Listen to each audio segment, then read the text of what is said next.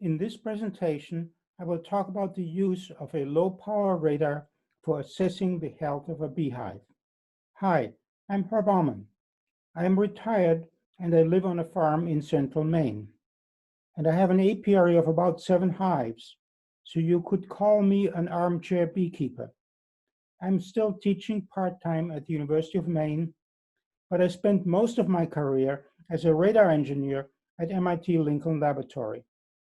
So the idea of applying radar technology to honeybees was not all that far-fetched. Now, every beekeeper is familiar with the acoustic sounds that a beehive makes. I was going to give you an example. Unfortunately, it doesn't work. You would not be able to hear anything because Zoom audio suppresses bee sounds. It considers bee sounds to be just noise. Nevertheless, by listening to those sounds, a beekeeper can learn very quickly if the bees are happy or sad or mad. It turns out that the electrical signal from a Doppler radar in front of a beehive can also be turned into an acoustic signal. And here's an example of what a beehive sounds like to a radar.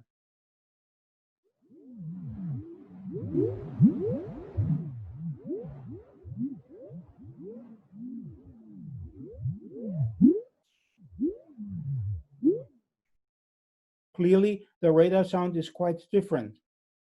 On a high-fidelity audio system, it would sound like a mad racetrack. Understanding and exploiting this Doppler sound, that is what I would like to talk about in my presentation. Let me start out by providing some motivation for a beehive monitor. Originally, I thought our sensor could find a market in large or remote apiaries. However, most large commercial beekeeping operations can afford to hire an experienced and on-site beekeeper. And an experienced beekeeper could quickly identify any problems. Well, I'm not an experienced beekeeper, and I have other work to do. I cannot run out and inspect all of my hives every day. So beehive monitoring systems would certainly be useful to an armchair beekeeper. All of the hive monitoring systems kind of look alike. There is a sensor on each beehive that collects assorted information. That information is relayed back to a base station, which is connected to the internet, so that you can monitor your beehives on your smartphone, at your home, or in your office. Typically, these sensors monitor internal hive sounds, temperature, hive weight, and other environmental parameters. We propose to do things a bit different by monitoring the flying activity of bees. My argument is this: no flying foragers means no nectar collection and no honey production.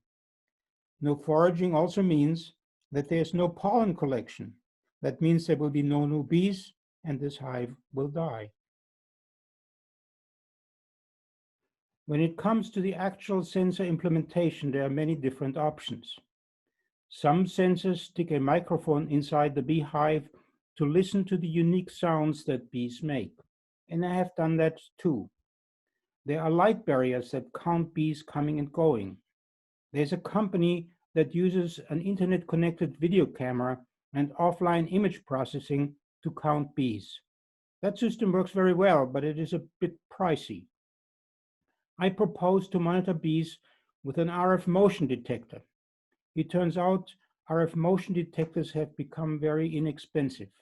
They are commonly used in automobile collision avoidance systems. However, in most cases, they only provide a simple digital on and off warning. In our application, we make use of the analog output signal. The maximum speed of a foraging bee is about 5 meters per second. For a 24 gigahertz radar, that translates into a maximum Doppler frequency of about 800 hertz. That puts the frequency of the radar output right in the middle of the audio spectrum. The audio clip that you heard earlier is an example. The block diagram of the bee radar is quite simple. All that is required is a 24 gigahertz radar module, a high gain audio amplifier, and a microprocessor with an A to D converter. We used a low-power wireless link at 433 MHz to send the data to the base station. If you are interested in the sensor hardware, that is what the interior of the sensor looks like. The hardware is based entirely on off-the-shelf breakout boards. Our initial work was carried out by recording and processing 20 seconds worth of audio data. I will show you an example in a moment. Since the data volume was quite large, early versions of the sensor were hardwired to a laptop computer. We have now come up with a much compressed data format that allows us to process the data on board the sensor and transmit a very small package wirelessly to a base station. Shown on the right side is an example of the data received from multiple sensors. These data are received by the base station and recorded on a laptop computer. Except for the lack of the sensor module, the base station hardware looks about the same as the sensor hardware. Presently, I do not have a direct link to the internet. So we started out by digitizing the Doppler signal and processing the data with MATLAB. For example, we can do that by looking at the Doppler frequency spectrum as a function of time. Early in the morning, you can see foragers streaming out of the hive. By the way, this Doppler signature is quite unique for departing foragers. It is very different for arriving foragers, and it is different for robbers. At other times, for example, when you have a swarm, the Doppler time intensity plot becomes more random. Now there are two diverging approaches to the analysis of these Doppler data. On the one hand, if you want to study the behavior of bees for academic research, then we may want to take a closer look at this Doppler time intensity plot. And I have done that, but that would be the topic of another presentation. On the other hand, if we only want to know that the beehive is well and productive, then we would be satisfied with a single number that quantified the wellness of the beehive. In that case, we defined the bee activity index as such a number. It is based on the root mean square value of the Doppler spectrum. So that is what I'm going to use. By the way, swarming events occur very quickly, within 10 or 15 minutes. This means that if you space your observations too far apart, you may miss the entire event.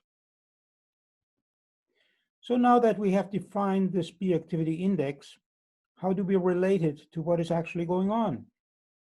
Well, you could hire a poor student, give him a clicker, and ask him or her to count flying bees. The maximum reliable hand count is about 3 bees per second.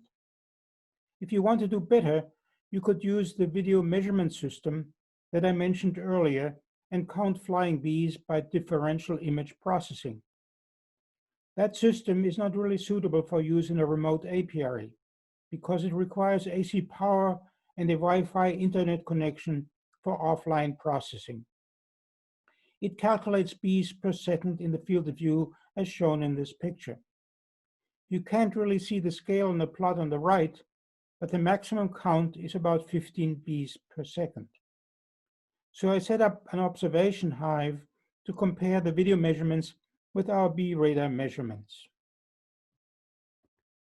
It turns out that our bee activity index is highly correlated with the actual flying bee count. That is, we could convert the bee activity index into bees per second.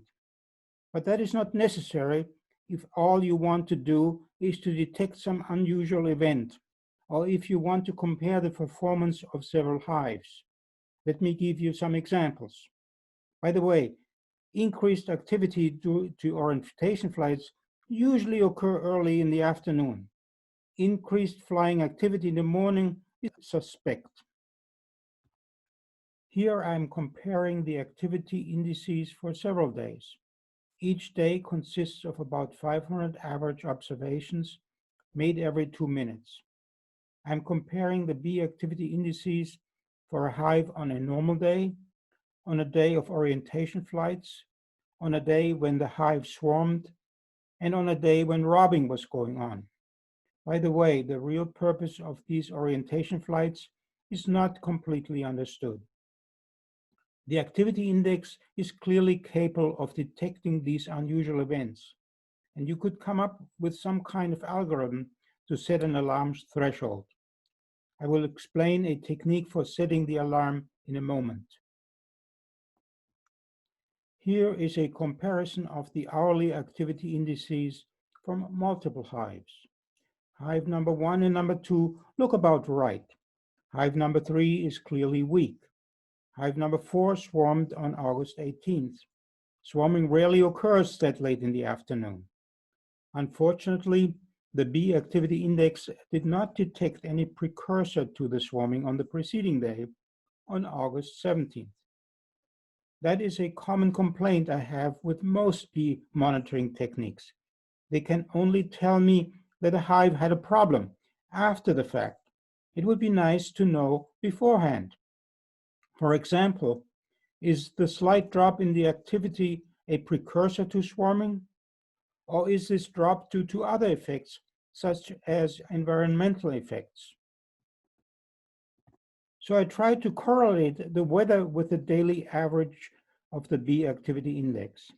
There are many environmental factors that affect bee flying activity. Precipitation is not listed here, but is clearly a significant factor. Bees stay home and the activity index is low when it rains. So rainy days should be excluded. Other unusual events, such as swarming, hive inspection, and robbing, are also evident in the daily averages. It is not surprising that bee flying activity is highly correlated with temperature.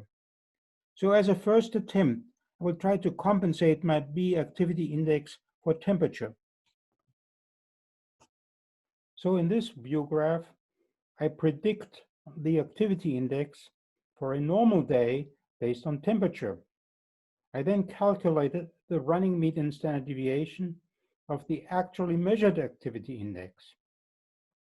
If the measurements exceeded the expected value by, say, 3 standard deviations, I called it an alarm. There might be better techniques for triggering an alarm. I have not folded in, for example, all of the environmental parameters. You might argue that this is a good problem for artificial intelligence. Presently, when it comes to the interpretation of these data, my personal preference is to get the advice of an experienced beekeeper. In summary, we have demonstrated that a 24 GHz motion sensor is quite capable of detecting flying bees. It could certainly differentiate between outgoing and incoming bees, and I have written a paper about that. However, I have not been too successful in determining if the bees carry nectar or pollen. We have demonstrated that the sensor is capable of detecting unusual events. However, predicting those events remains an elusive goal. We have demonstrated that the radar sensor performance is equivalent to a commercial video monitor, but it is considerably less expensive and less intrusive. Right now, I can watch my bees remotely from an armchair in my office. We are considering commercialization of this RFB activity sensor that would include an internet connection. Thank you for watching my presentation.